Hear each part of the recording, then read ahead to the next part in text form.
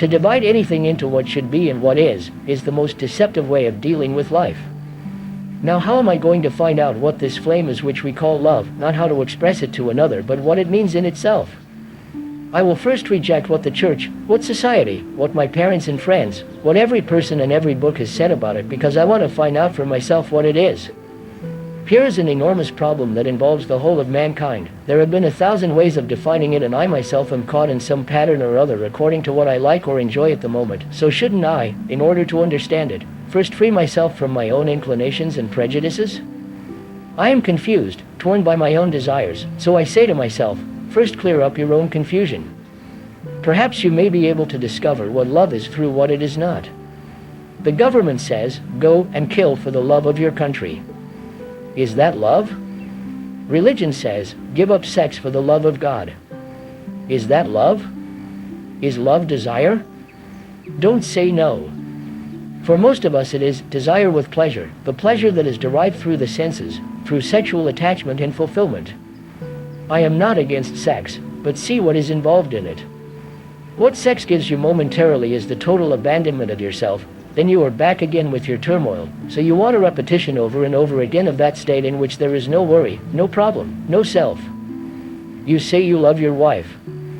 In that love is involved sexual pleasure, the pleasure of having someone in the house to look after your children, to cook. You depend on her. She has given you her body, her emotions, her encouragement, a certain feeling of security and well-being. Then she turns away from you, she gets bored or goes off with someone else, and your whole emotional balance is destroyed, and this disturbance, which you don't like, is called jealousy. There is pain in it, anxiety, hate and violence. So what you are really saying is, as long as you belong to me I love you, but the moment you don't I begin to hate you. As long as I can rely on you to satisfy my demands, sexual and otherwise, I love you, but the moment you cease to supply what I want I don't like you. So there is antagonism between you, there is separation, and when you feel separate from another there is no love.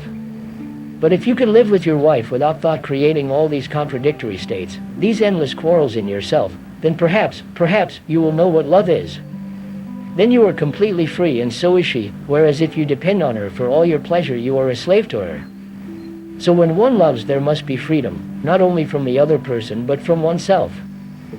This belonging to another, being psychologically nourished by another, depending on another, in all this there must always be anxiety, fear, jealousy, guilt, and so long as there is fear there is no love. A mind ridden with sorrow will never know what love is. Sentimentality and emotionalism have nothing whatsoever to do with love. And so love is not to do with pleasure and desire. Love is not the product of thought, which is the past. Thought cannot possibly cultivate love.